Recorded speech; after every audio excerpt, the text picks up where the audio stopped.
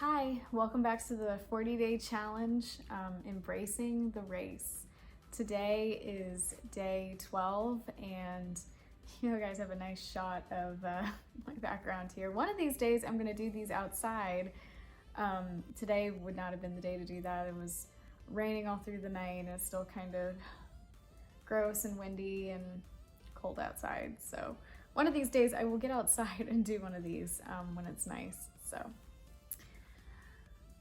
The title for the devotion for today is Ready for the Battle, and hopefully I'll learn how to speak as I'm doing this. The verse that she starts off with is Ephesians chapter 6, verses 11 through 12. Put on the full armor of God so that you will be able to stand firm against the schemes of the devil. For our struggle is not against flesh and blood, but against the rulers, against the powers, against the world forces of this darkness, against the spiritual forces of wickedness in the heavenly places. So I thought this is actually a really good one, and something that I had never really thought about, relating running to something in my faith. She talks about the first couple of paragraphs how, as runners, I'm going to say most of us probably do this, that we definitely for shoes and definitely for clothes, we test, we get fitted for shoes, we put a lot of work into what we use to prepare ourselves for running and for racing. She talks about how if you have a race, the night before a race, you lay out your clothes, you make sure your watch is charged, your headphones are charged, that you got everything that you're going to need for that race so that you can run it successfully. And I mean, we put a lot of effort and a lot of time, and we put, goodness knows how much money into shoes and all of this to be successful in whatever goal we're trying to accomplish. And she goes on to say, if we put that much work into the clothing that we wear for running, shouldn't we put equally, if not more, work into clothing ourselves with the armor of God, which is in that Ephesians chapter. It's right after those verses that I just read. It talks about the armor of God. And she says in here, we'd be foolish to ignore it, not prepping ourselves with that armor of God. And then she goes, of course, she talks about what the different pieces are. And if you grew up in church, I'm sure they had you, they taught you all these different pieces. And I know I probably learned it, but I can never remember what each piece means. But she lists them in here. The helmet of salvation, which symbolizes what Christ did for us on the cross and our salvation. The breastplate of righteousness allows us to walk confidently, not in our own power, but in the righteousness of Jesus. It says the girdle of truth. I think it's also called the belt of truth. Girdle is a really funny word. But I'm going to call it the belt of truth so I can say it without laughing. We don't stand a chance against the deception of the world and the ploys of the enemy without knowing the truth. The shoes of peace allow us to demonstrate love to a hurting world. And I like this, the shoes of peace, because we always want to walk out our faith, not just with words, but we want to walk it out with action. The shield of faith, the most important defensive weapon we have, it protects us in the battle, extinguishing all the flaming arrows hurled our way from the enemy. And you have the sword of the Spirit. It's the only offensive weapon that's listed. We demolish the temptations set out to distract and destroy us. That spirit, that little inner voice that'll talk to you through life. So the next time you're laying out your physical running gear, let it remind you and inspire you to be prepared for the spiritual battle within your soul. Ready or not, the battle awaits you. Now I'll insert this little suggestion here. If you've never read the book This Present Darkness, I believe it's by Frank Peretti. I don't know when he wrote it, but I remember first hearing about it when I was in college. So it's been around for at least 10 years, because that's when I was in college, but or actually more than 10 years ago. But it does a really good job. It's a fictional story. It does a really good job of giving you a picture of what the spiritual warfare looks like between angels and demons.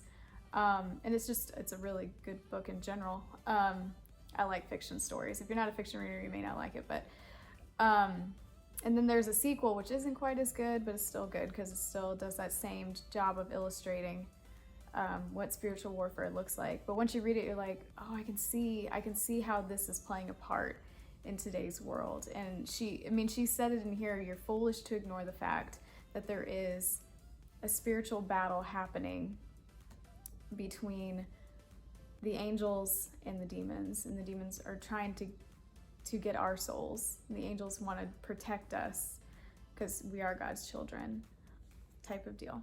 So if you never read it, This Present Darkness by Frank Peretti. It's a good fiction book. All right, the questions.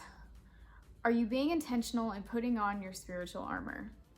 Reflect on each piece of armor and how it can empower you for life's challenges. I think that's the overall theme for the first few days, and probably for this whole, I think everything, it's being intentional about it. Being intentional with your quiet time, being intentional with who you choose to hang out with, who you have in your circle to encourage you. It's all about being intentional.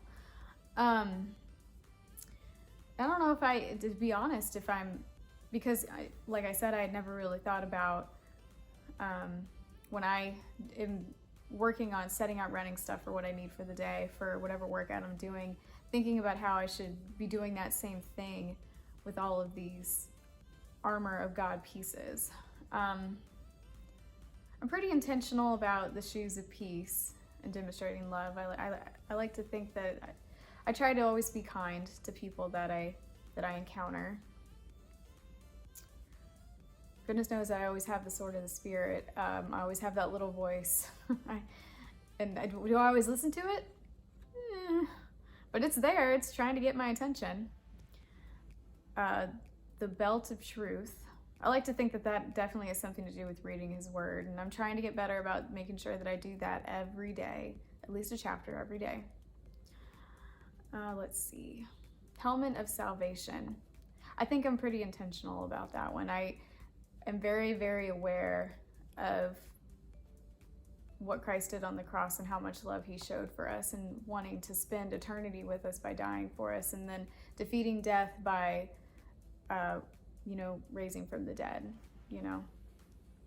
Breastplate of righteousness. And this is actually something I'm trying to be better on too, as far as walking confidently.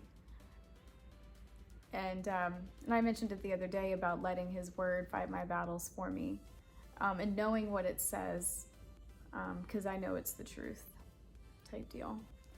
I want to be able, not just to walk confident, and I don't know if this means speaking too, but to be able to speak confidently God's truth. What steps do you need to take to ensure you're completely dressed for battle? Being better about making sure that I'm doing my quiet times. I didn't do this morning, and I was like, I gotta make sure that I sit down and do this. And I did it a couple of hours ago. But it's definitely, I like it better in the morning. It's the first thing I do. When it's the first thing that I do, I got it right there at the forefront. I feel so much better about my day when I do this first thing in the morning. But yeah, I think that's why I need to get more proactive in making sure that it's the first thing I do when I get up. All right, she closes with the verse, 1 Peter 5:8. Be self-controlled and alert. Your enemy, the devil, prowls around like a roaring lion looking for someone to devour. It's true.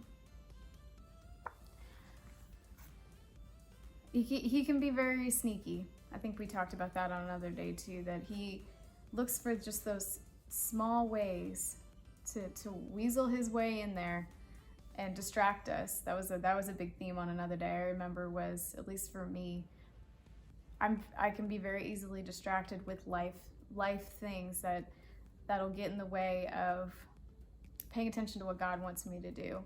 Even just the smallest thing that God wants me to do, like hey, you should talk to that person, tell them about me, type, I'm so easily distracted. It's such a problem for me.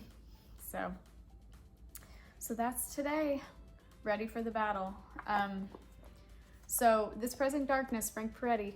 I'll throw that back out there. It's a great fiction book. If you're really into fiction, you'll like it.